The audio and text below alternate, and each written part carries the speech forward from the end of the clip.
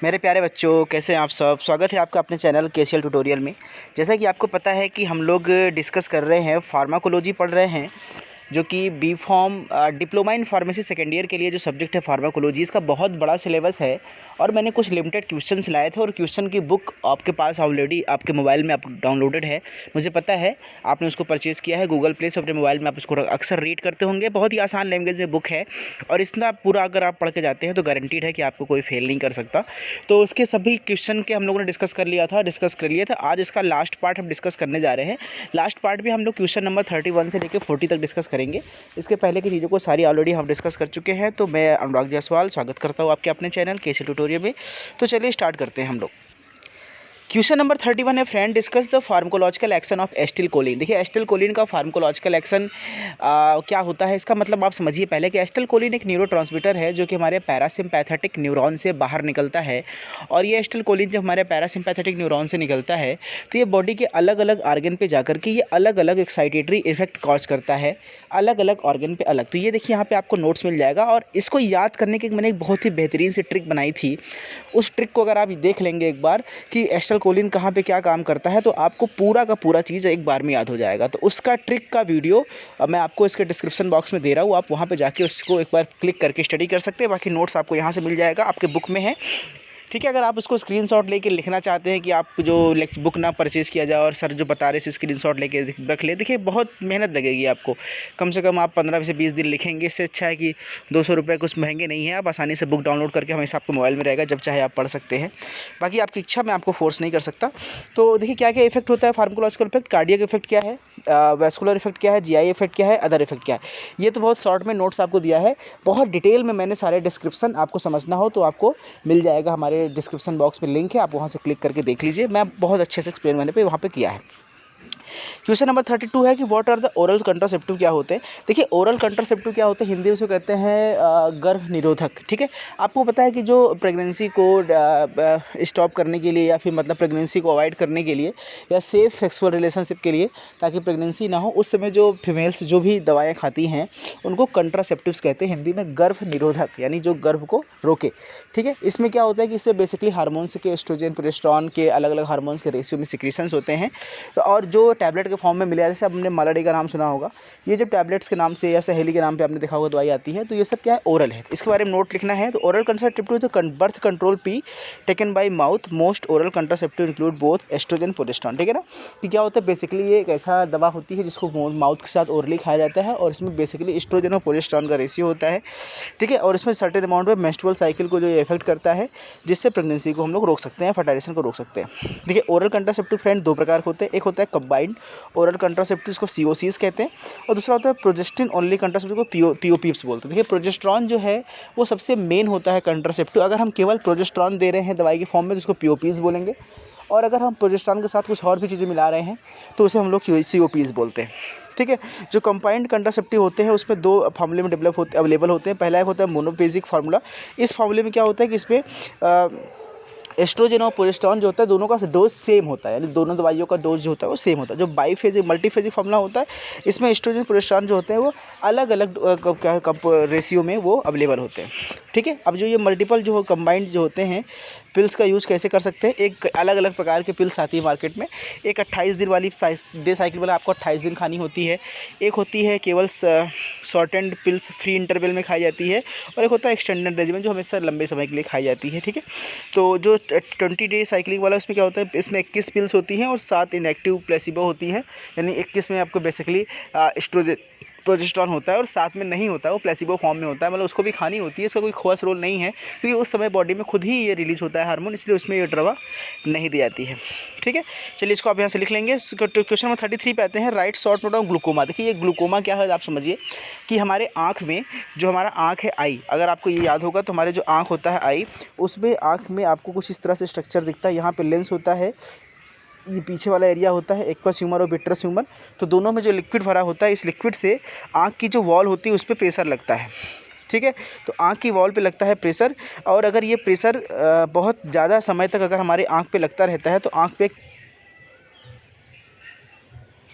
ठीक है, तो ग्लूकोमा की बात हम लोग बात कर चुके थे। ग्लूकोमा क्या होता है फ्रेंड, कि इसमें ग्लूकोमा मैंने ऑलरेडी एक वीडियो अपलोड किया हुआ है, डिस्क्रिप्शन बॉक्स में है, उसको आप वहाँ से देख सकते हैं। ग्लूकोमा के बाद नेक्स्ट टॉपिक है कि बीटा एडर्जिक ब्लॉकर्स क्या होते हैं। तो बीटा ब्लॉकर्स क्या होते हैं, देखिए आपको पता है कि हमारा जो एडिनर्जिक ड्रग होता है, एडिनर्जिक ट्रांसमीटर होता है ना, एडिनर्जिक नर्वस सिस्टम, उसमें से दो निकलते हैं ट्रांसमिशन न्यूरो ट्रांसमीटर्स, एड्रेनलिन और नॉरएड्रेनलिन, जिसको एपिनेफ्रिन या नॉरएपिनेफ्रिन कहते हैं। वो बीटा रिसेप्टर से बाइंड करके अलग अलग काम करते हैं। और बीटा रिसेप्टर 3 प्रकार होते हैं, बीटा 1, बीटा 2, बीटा 3। और अगर यही रिसेप्टर्स को हम ब्लॉक करके इनके एक्शन को रोक दें तो उन ड्रग को बोलते हैं बीटा ब्लॉकर्स। ठीक है, यही सब इसमें लिखा हुआ है। बीटा ब्लॉकर का यूज़ कहाँ कहाँ पे होता है, बेसिकली वो कार्डियक एरिथमिया में, हार्ट फेलियर में, हाई कोरोनरी आर्टरी डिजीज़ में, डायबिटीज़ में, पोस्ट हार्ट अटैक में, एंजाइना पेक्टोरिस में। ठीक है, इस केस में हाइपरटेंशन में इसका यूज़ करते हैं। अगला हमारा फ्रेंड टॉपिक है, नेक्स्ट टॉपिक है डिस्क्राइब आयरन डिफिशियंसी एनीमिया। ये क्या होता है एनीमिया, देखिए इसको हम लोग माइक्रोसाइटिक या हाइपोक्रोमिक एनीमिया भी कहते हैं। इसको समझिए बहुत ध्यान से। एनीमिया क्या है फ्रेंड, कि हमारे बॉडी में क्या होता है कि ब्लड की एक निश्चित मात्रा है, और ब्लड में सबसे खास चीज़ है WBC, RBC और प्लेटलेट्स, जिसमें से RBC सबसे इंपॉर्टेंट पार्ट इसलिए है क्योंकि RBC के अंदर होता है हीमोग्लोबिन, और हीमोग्लोबिन अगर हमारी बॉडी में कम होगा, RBC कम होगा, तो शरीर में ऑक्सीजन का ट्रांसपोर्ट करने वाला कोई और होगा नहीं।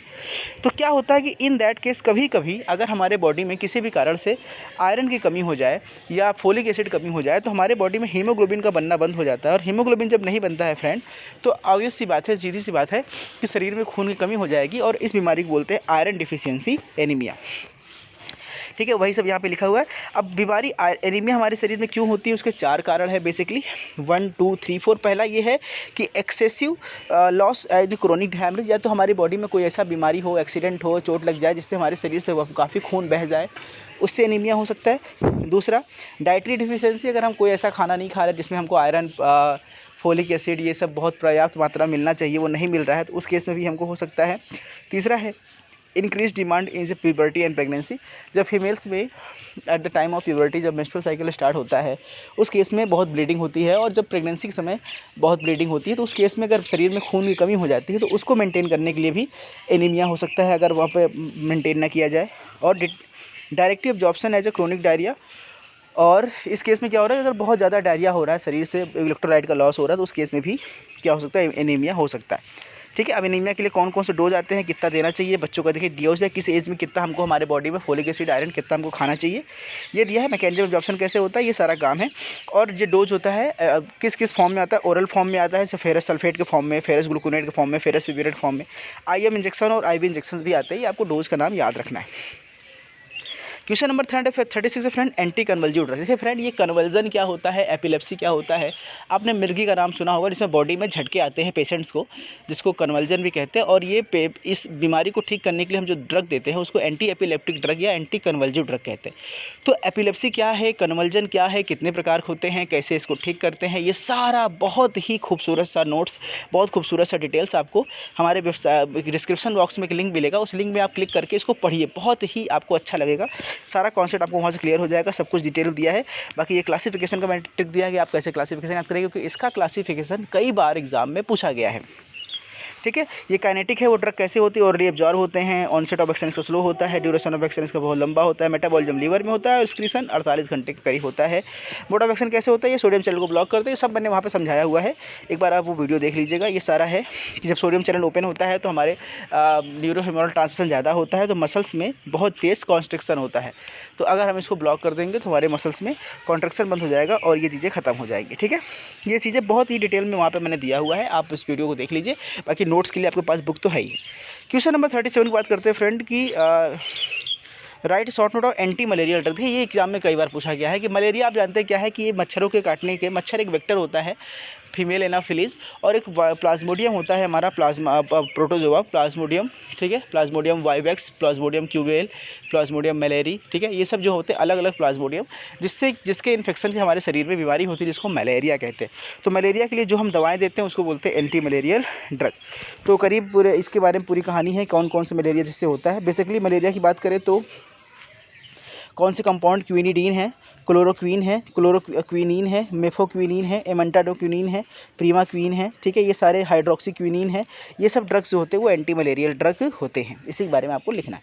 क्वेश्चन नंबर 38 फ्रेंड कि discuss pharmacological action of adrenaline. Adrenaline जैसे आपने स्टार्टिंग में देखा था फार्माकोलॉजिकल एक्शन ऑफ 31 क्वेश्चन में एसिटलकोलिन, उसी की तरह फार्माकोलॉजिकल एक्शन ऑफ एड्रेनलिन भी है। एड्रेनलिन मतलब कि ये हमारे एड्रेनर्जिक रिसेप्टर से निकलने वाला एपिनेफ्रिन या एड्रेनलिन एक न्यूरोट्रांसमीटर है जो हमारी बॉडी के अलग अलग ऑर्गन पे जाकर के बाइंड करके अलग अलग एक्शन देता है, जैसे कि एसिटलकोलिन दे रहा था उसके अपोजिट। तो इसका भी मोड ऑफ फार्माकोलॉजिकल एक्शन का एक बहुत ही आसान ट्रिक मैंने बनाया है। उस ट्रिक को अगर आप देख लेते हैं, आप उसको समझ लेंगे तो आपको याद हो जाएगा कि कैसे कैसे हमको क्या लिखना है। बहुत ही अच्छे से वहाँ पे एक्सप्लेन है डिटेल में, इलॉन्गेशन फॉर्म में। तो उसको भी आप डिस्क्रिप्शन बॉक्स पे लिंक जाके देख के उसको ढूंढ सकते हैं। क्वेश्चन नंबर 39 है फ्रेंड कि right short note laxative. Laxative क्या होता है, देखिए आप समझिए कि आपको पहले समझना होगा कि कॉन्स्टिपेशन क्या होता है। देखिए हमारे इंटेस्टाइन में जब पेरिस्टाल्टिक मूवमेंट होता है तो जो फीकल मैटर होता है वो शरीर से लैट्रिन के द्वारा बाहर निकलता है। लेकिन अगर शरीर में पेरिस्टाल्टिक मूवमेंट कम हो जाए, वाटर का एब्जॉर्प्शन काफ़ी ज़्यादा हो जाए, तो जो फीकल मैटर है वो चोक कर जाता है हमारे इंटेस्टाइन में और वो हमारे लैट्रिन के द्वारा बाहर निकलने में उसको तकलीफ होती है, पेन होता है। उस केस की स्थिति को हम लोग बोलते हैं कॉन्स्टिपेशन। और कॉन्स्टिपेशन को दूर करके फीकल मैटर को शरीर से बाहर निकालने का जो आसान सा प्रोसेस है उसी को हम लोग क्या बोलते हैं, उस दवाओं को बोलते हैं लग्जेटिव। ठीक है, आप मेरे ख्याल समझ गए होंगे। तो laxative are use to treat constipation. The passage of small amount of hard dry stool usually fewer than 3 times a week। ठीक है, इसके केस में हम यूज़ करते हैं। तो ये जो मेडिसिन होते हैं इसमें बेसिकली वो न्यूरोलॉजिकल होते हैं, ऑब्स्ट्रक्टिव होते हैं, एंडोक्राइन मेटाबोलाइट्स का नेचर होता है, मेडिसिनल होते हैं। जो क्रोनिक कॉन्स्टिपेशन होता है वो 1 से 4% चिल्ड्रन में करीब पाया जाता है 10 साल की एज तक। ठीक है, बाकी धीरे धीरे ये है। प्रिकॉशन क्या लेते हैं इस यूज़ के लिए कि जो लग्जेक्टिव होता है वो सब होता है अपेंडिसाइटिस के केस में थोड़ा सा इसमें यूज़ थोड़ा सा प्रिकॉशन देखना पड़ता है। बाकी फीकल इम्पैकेशन, इंटेस्टाइनल ऑब्स्ट्रक्शन। ठीक है, इसमें लैक्टुलोज सबसे इंपॉर्टेंट ड्रग है जिसको दिया जाता है, जो शुगर के मॉलिक्यूल के फॉर्म में। ये गैलेक्टोज और फ्रक्टोज का ही कॉम्बिनेशन होता है जो कि फीकल मैटर को रिलीज़ करने में बड़ा हेल्प करता है। ठीक है, बाकी अगर ज़्यादा यूज़ कर रहे हैं हम लोग कॉन्स्टिपेशन के लिए लगे तो इसका कोई साइड इफ़ेक्ट भी है। साइड इफ़ेक्ट क्या है कि क्या क्या हो सकता है, हमारा प्रोडक्ट पे डिपेंडेंसी हो सकती है कि बिना इसके जाए हम लैट्रिन नहीं जा, बिना इसके खाए हमको लैट्रिन नहीं लगेगी, मतलब इस तरह का डिपेंडेंसी बन सकता है। ज़्यादा एक्सेसिव लोड करने से हमारे बॉडी में सोडियम, मैग्नीशियम और जो सोडियम और मैग्नीशियम है उसका जो होता है ब्लड में लेवल काफ़ी हाई हो सकता है। इसके साथ साथ ये और भी कुछ प्रॉब्लम ये कॉज कर सकता है, ये आपके सामने लिखा हुआ है। क्वेश्चन नंबर 40 पे आते हैं, लास्ट आते हैं। Explain to drug interaction, discuss the pharmacolytic interaction with example. देखिए ड्रग इंटरेक्शन क्या होता है फ्रेंड, इस पर भी मैंने बहुत ही टॉपिक एक बेहतरीन सा वीडियो बनाया है, वो वीडियो आपको डिस्क्रिप्शन बॉक्स में मिल जाएगा। ड्रग इंटरेक्शन क्या होता है कि जैसे आप कोई दवा खा रहे हैं तो आपने 2-3 दवा एक साथ में खाई, तो वो दवा आपके पेट के अंदर जाके आपस में कुछ रिएक्शन कर ले और आपस में रिएक्शन करने के बाद जो उसको एक्चुअल में काम करना चाहिए था उसको ना करके कुछ और काम करने लग जाए, इसे कहते हैं ड्रग इंटरेक्शन। और इसी की तरह आपने कुछ खाना खाया है और वो ड्रग आपके खाने के साथ पेट में जाकर मिलकर कुछ नया कंपाउंड या बना ले, कुछ इंटरेक्शन कर ले और उसका काम बदल जाए, वो आपके लिए नुकसानदायक हो जाए, तो उसे बोलते हैं ड्रग फूड इंटरेक्शन। तो यही है ड्रग इंटरेक्शन कैसे होते हैं, कितने प्रकार होते हैं। ठीक है, 3 प्रकार का है ना, drug interaction, drug food interaction और ड्रग कंडीशन इंटरेक्शन। ठीक है, ये क्या होते हैं, कैसे होते हैं, कितने प्रकार होते हैं, कैसे ही होते हैं, ये सारा नोट्स यहाँ पे और बाकी डिटेल आपको डिस्क्रिप्शन बॉक्स में वीडियो मिल जाएगा। तो फ्रेंड्स आपका ये बुक मैंने ख़त्म कर ली है, ये बुक आपके मोबाइल में है, 2-3 बार इसको जब भी खाली पाइए आप देख लिया करिए। बस इतना भी अगर आप पढ़ लेते हो तो 100% है कि आपको कोलॉजी में बहुत अच्छे नंबर आएंगे। बाकी अगर आप पूरा पढ़ना चाहते हो तो मैंने पूरा सिलेबस अपलोड किया हुआ है, प्ले लिस्ट में जाइए और सब्जेक्ट वाइज पूरा चैप्टर वाइज पढ़िए। आप पूरे पास टाइम है तो पढ़िए, अच्छी नॉलेज आपको मिलेगी। और आप सिर्फ पास होना चाहते हैं तो ये बुक आपके लिए सफिशिएंट है। बाकी बुक आपने डाउनलोड कर लिया है, धन्यवाद। आज से इकोलॉजी ख़त्म, अब क्या पढ़ाना है आप बताइएगा मुझे, हम उसको स्टार्ट करेंगे। Thank you so much, take care, bye bye.